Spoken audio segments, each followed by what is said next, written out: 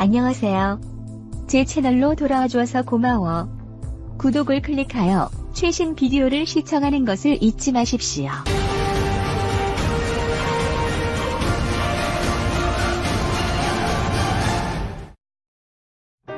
29일 미국 백악관 로즈가든에서 도널드 트럼프 대통령, 마이크 펜스 부통령, 마크 에스퍼 국방부 장관이 참석한 가운데 우주사령부 공식 출범식이 열렸다. 이에 앞서 에스퍼 장관은 우주사령부를 출범하는 내용의 명령에 서명했다. 우주사령부는 한국을 포함한 아시아태평양 지역을 지키는 인도태평양 사령부와 같은 지위를 갖는 11번째 통합전투사령부로 자리잡게 된다. 초대 우주사령부 사령관은 제2 레이먼드 공군 대장이 맡는다. 우주사령부는 공군을 중심으로 육해군, 해병대의 우주 관련 부대를 통합 지휘한다. 구체적 임무는 미군이 우주에서 운용하는 각종 인공위성을 관리하고 다른 통합 전투사령부를 지원하며 우주 영역에서의 전투를 수행한다. 사령부는 콜로라도주 피터슨 공군기지에 임시로 둔다.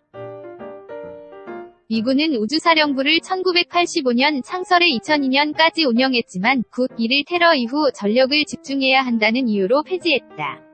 이후 우주 관련 임무는 핵전력을 담당하는 전략사령부에서 맡아 처리하다 이번에 재출범인 우주사령부가 되찾는 셈이다.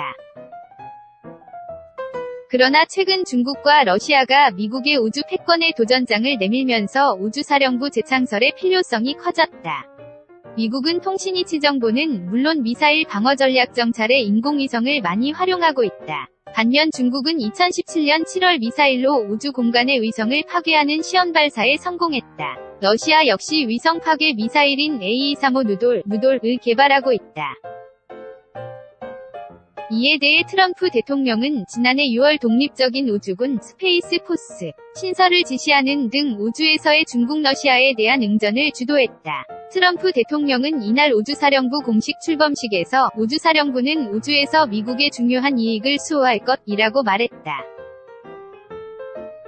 북한이 서해 5도 지역에서 무력 도발을 하면 미 해병대의 함정과 항공기를 투입하기로 한미군 당국이 합의한 것으로 나타났다.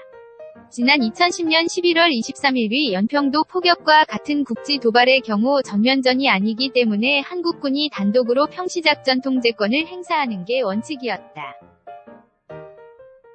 그런데 양군군 합의로 서해 5도에선 미군도 북한군 격퇴에 가세할 수 있게 됐다. 전면전은 전시인 만큼 전시작전 통제권 체제가 되는데 전작권은 미군이 행사한다. 9일 복수의 정부 소식통에 따르면 지난 2017년 한미 해병대는 이 같은 내용에 동의했고 합의사안은 연합작전계획에 반영됐다. 연합작전계획에 따르면 유사시 한국합참의장이 요청하면 미 해군의 강습상륙함과 강습상륙함에 배치된 미 해병대 항공기가 서해 5도 일대에 전개된다. 미 해군이 태평양에 배치한 강습상륙함엔 미 해병대의 스텔스 전투기인 F-35B와 수직이착륙 수송기인 V-22 오스프리 등이 탑재돼 있다. 정부 소식통은 단 미 해병대의 지상군 병력은 지원 전력에 포함되지 않는다고 말했다. 양국은 북한을 상대로 강력한 무력 시위를 벌여야 할 때는 미 해군의 핵추진 항공모함 전단과 미 공군의 전략폭격기도 동원하기로 했다.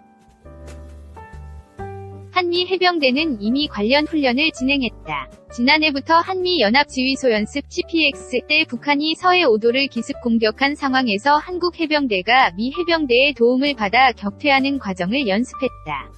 한국은 당초 미국이 서해 5도 방어를 돕겠다는 제안에 신중했다. 정부 관계자는 연평도 포격 사건 이후 응징 보복을 놓고 한미 간 견해차가 있었다며 미국은 확전을 우려해 한국의 반격 자제를 요구했다고 말했다.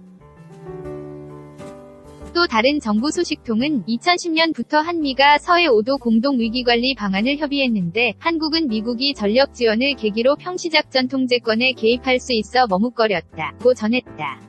그러나 북한이 서해 5도 또는 일부를 점령하는 도발의 심각성에 대응하기 위해 한국이 결국 수용했다.